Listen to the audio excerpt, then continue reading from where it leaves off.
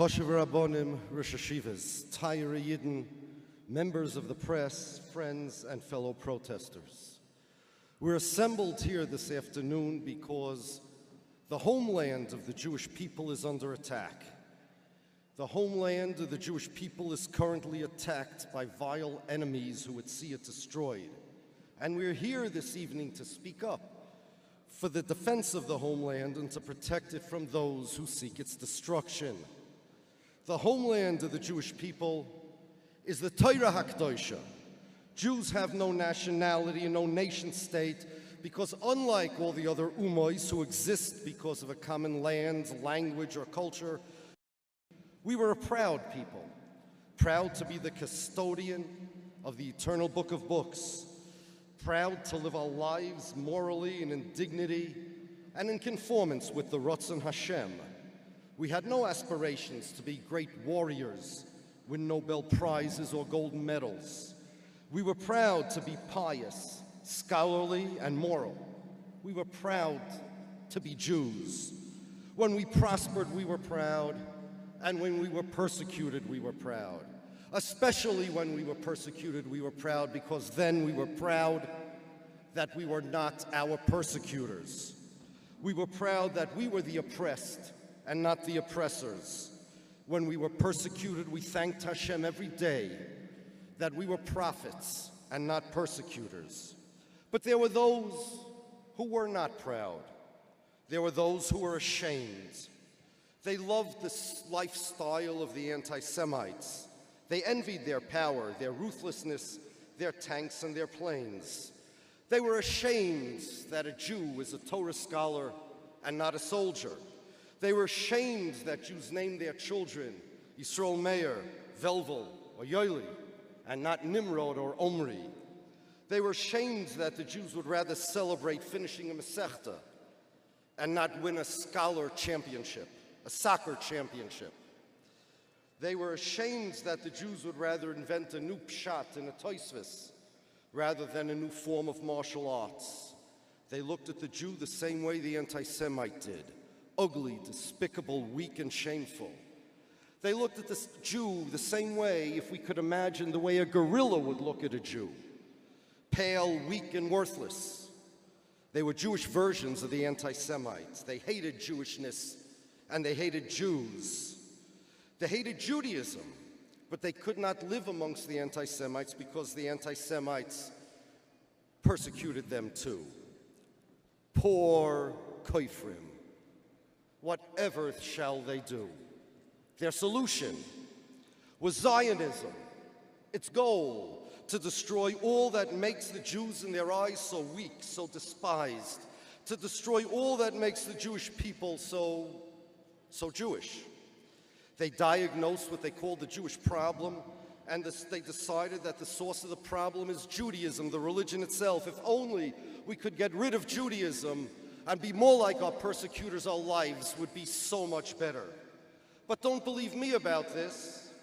Let's give the Zionists a chance to speak for themselves. I quote from one of their founding fathers, a man whose version of Zionism is the dominant one in Israel today, Vladimir Jabotinsky Shein Rishoyim Yirkov. And I quote, "What is a Zionist?" This is what he said. To imagine what a Zionist is, you have to take a Yid and imagine the opposite, the exact opposite of a Yid. A Yid is ugly, sickly, and has no hadras ponim.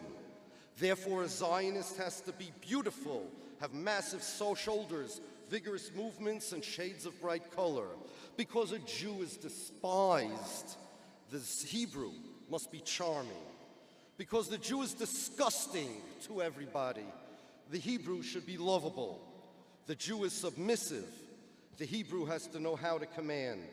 Jewishness was a destructive doctrine that needed to be eradicated, and the Zionists did their best to eradicate it. They wanted to repeal and replace Judaism, to replace religion with nationalism, to replace the Talmud with tanks, and to change the people of the book to the people of the bomb. So they obtained a state, and they declared this state to be the nation state of the Jewish people. They created a language, Ivrit, and they decided it's the language of the Jewish people. They made an army, and they decided that this army is what defends the Jewish people. But the Jewish people have no state. We have no national language, and there is no army of the Jews. What they created is a statehood, but it doesn't possess any aspect of Jewishness or Judaism in any form or matter. The truth is that the state of Israel has as much to do with Judaism and Jewish identity as China or Korea does. They should stop calling themselves Israel and stop calling themselves a Jewish state, because those are lies. They can call themselves, if they want, Herzlstan, the nation-state of the Herzlstanis. Or they can call themselves the Canaanim if they want. They can call themselves whatever they want. But they are not Israel, and they are not the state of the Jews. For over 100 years,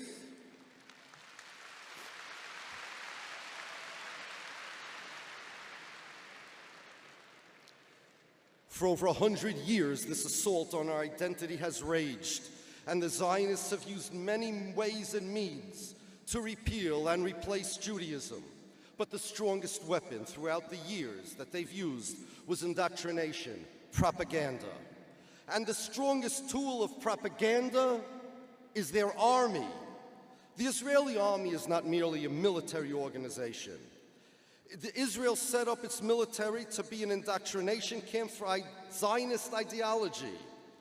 It's designed to be an educational institution, not merely to teach its recruits how to shoot, but to teach them how to be Zionists. Not merely to show their soldiers how to serve the Zionist country, but how to serve the Zionist gods. Israel's army is a church of Zionism.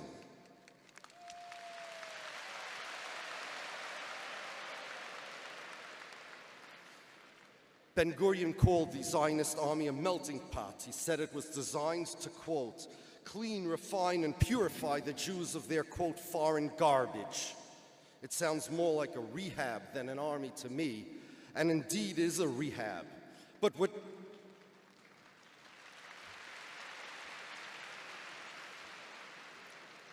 what Israel's army wants to rehabilitate us from, we would give our lives to keep.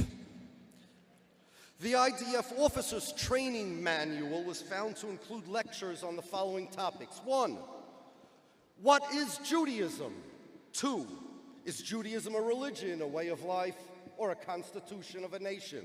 3, what is the identity of the Jewish people? What business does a military have to teach about religion? Imagine if the Belgian army, for example, were to teach its soldiers about Christianity or Islam, and tell them what your priests taught you about Christianity, what your imams taught you about Islam is all wrong. We in the army know what Christianity is. Who in the world would ever tolerate such a thing in an army? Every day they're beating up Jews. They come with their clenched fists and twisted faces, with their batons, on horseback and on foot. And they beat Jews and they hurt Jews. You know what? You could beat us, you could hurt us, you could put us in jail. Then you're dealing with Hashem. Domam loini Casey. But when you want to hurt the Torah, we draw a red line in the sand. And if need be, we draw that red line with our own blood. And to the state of Israel, I have advice. You have 2 paths in front of you. You can either rescind all the laws, the loopholes, the terms, and that shtick you have that forces the Jews to go through your indoctrination camps. Your second option is to build more jails, because you're going to need them.